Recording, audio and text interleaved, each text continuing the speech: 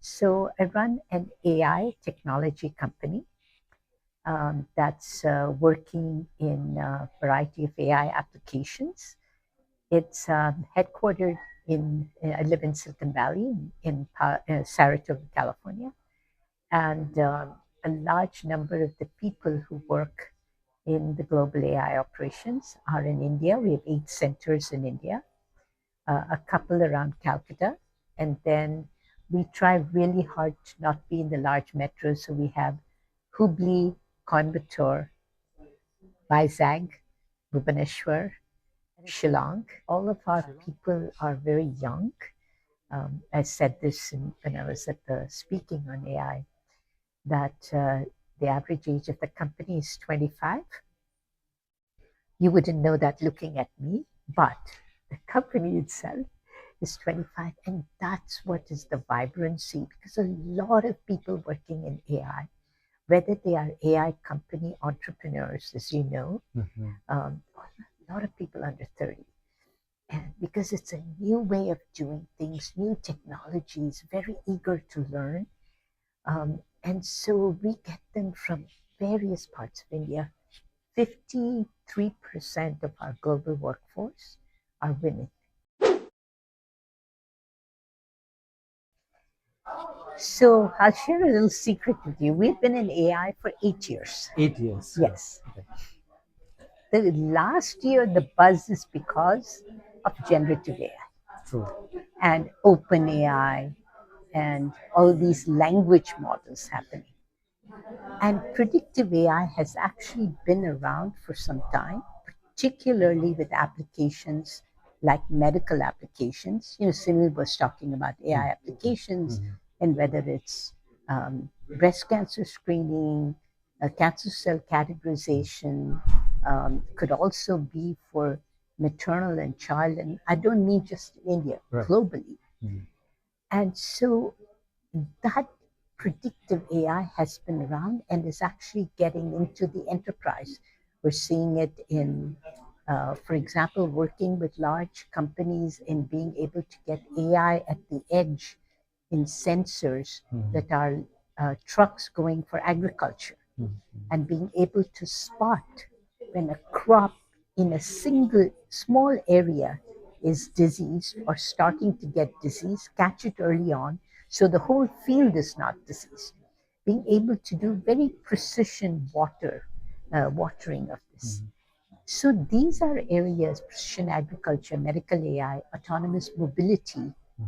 So being able to put AI, for example, the car you drive, right? Any electric vehicle, Right. there's in-cabin monitoring. There are different ways to be able to look at driver fatigue on Right. trucks. This is all part of predictive AI. I think that India's approach is of looking at, this is where this concept of sovereign AI comes in, of looking at AI first in terms of really contributing to India, within India. That's why I love in Diaspora, because we're all from different places, but we all started from the base. Right. So we may have gone off and done, met so many people today who've been speaking, Raj and Sunil and Bharat Desai and Ajay and we talk about Shalini, Google, many different people, all in technology and AI. Shalini and I a lot more in AI than some of the others, and Sunil. But what we're looking at is, how does that AI, in working with India, with the government, how does that become a real force in India, within India? And India's already taking technology into a different level.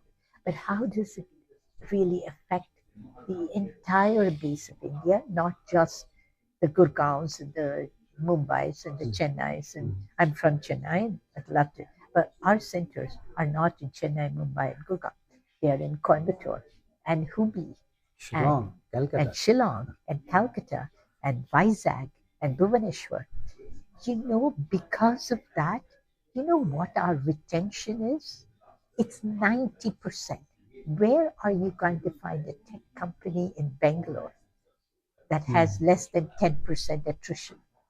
Because these young people are there to stay and learn. And we've been in AI for 8 years, and they're really growing with the company. And that kind of applications, I think that's how India will grow in creating a lot of AI jobs and to be able to train models that are applicable for India. Use that as a base to become a global AI power.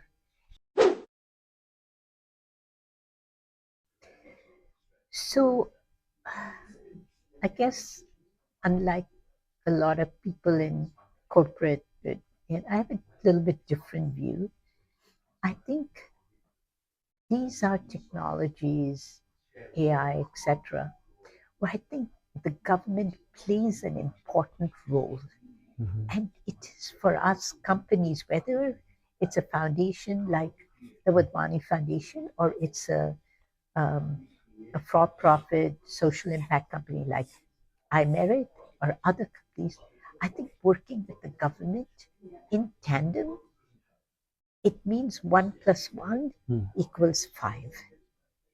That's how I think about it. It allows you to scale because you're also using the infrastructure of the government and their interests, and they understand what people need, in the different states. When I look, for example, at what Tamil Nadu is doing with AI, and this is the first time, even though I'm Tamil, I'm actually working in a big way in Tamil Nadu. Right.